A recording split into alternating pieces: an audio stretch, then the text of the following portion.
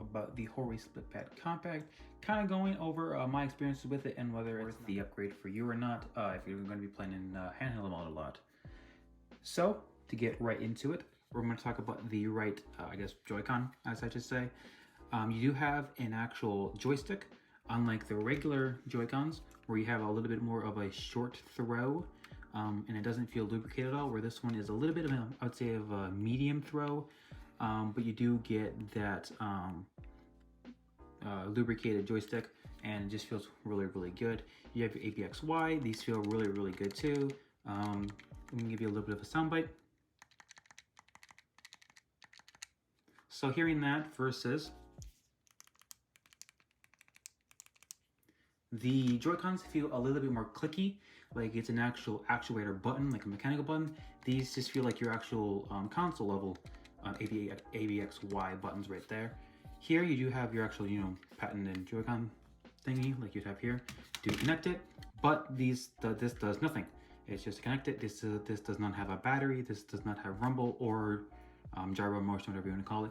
These are strictly for handheld mode only. If you take them out, they're not going to do anything, which is why it's very, very lightweight. Like this is literally just a plastic shell with the PCB on it and its buttons. It's really all it is. Where this one, you have a button, your IR emitter, sensors, all that stuff. Which is why it's more expensive than this one. This one goes for $50 US, and this one goes for 80. But with this, with the extra money they spent on not putting all that stuff in, you do get like you can hold it well. It has actual grip right there. And then this is also textured. I don't know if you can see that, but it is a little bit textured right there. You do also have a back button, so you can map that however you want, and then you map it with the assign button right there. You do also have a turbo button, which basically what that does, let's say I put the turbo button to this, and I put up on the joystick.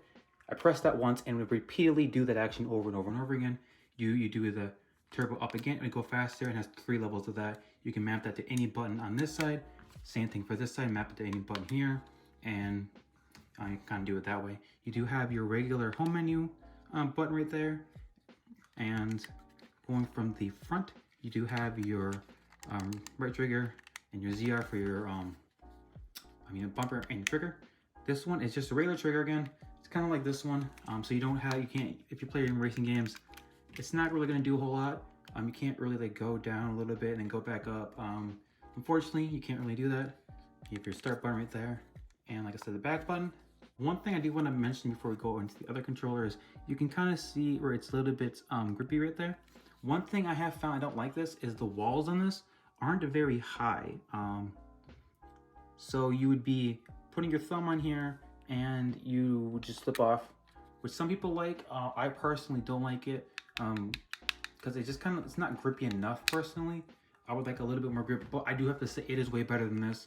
This to me feels like crap. I feel like it's like sandpaper my thumb. I don't like that. It's too much grip. Now going on to the left side, you do have an actual D-pad, which, very hard to do according to Nintendo.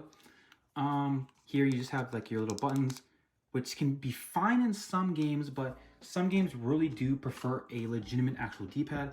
I wish they would give you an option being like, do you want to buy a D-pad Joy-Con or not? But they don't. This one does have the D-pad. You have the same joystick, same turbo and assign button, your screenshot button, and your minus select button, whatever it is. Same buttons here and here, and your same back button where you can assign it from the assign button. These which turn green and indicating they were on. Same with this controller. Like I said, these are very, very light. There's no battery, no motion, no rumble. And I know for some that's going to be a deal breaker, knowing that there's no rumble or gyro. Personally, for me, I use my Switch in handheld mode 99.9% of the time.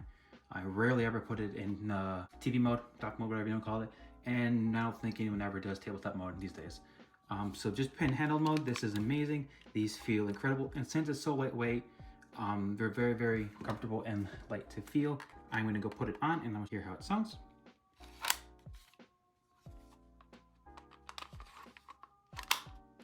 That is how that sounds versus the Joy-Con. So that one you can hear a little bit more of a clang to it. This one again. That one feels, in my opinion, more solid. It feels like it's actually one piece. Now going from how strong it is in the actual switch. You can see me right there. Let's go and look at this. So you can see there's a little bit of wobble, but not nothing you would, and honestly, in my opinion, it feels very, very solid compared to the actual Switch Joy-Con.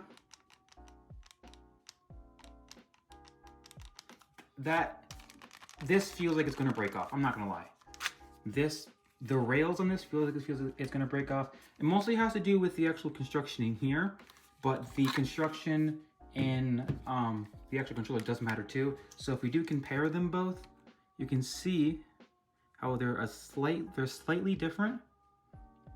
And it does also help immensely that this one does have this back wing here. So when you do put it on and you are trying to go kind of front forward, it does land right here. So you can't really move it that much because this is supporting that right there, which the actual Joy-Con does not. It's just kind of flat laying down right there.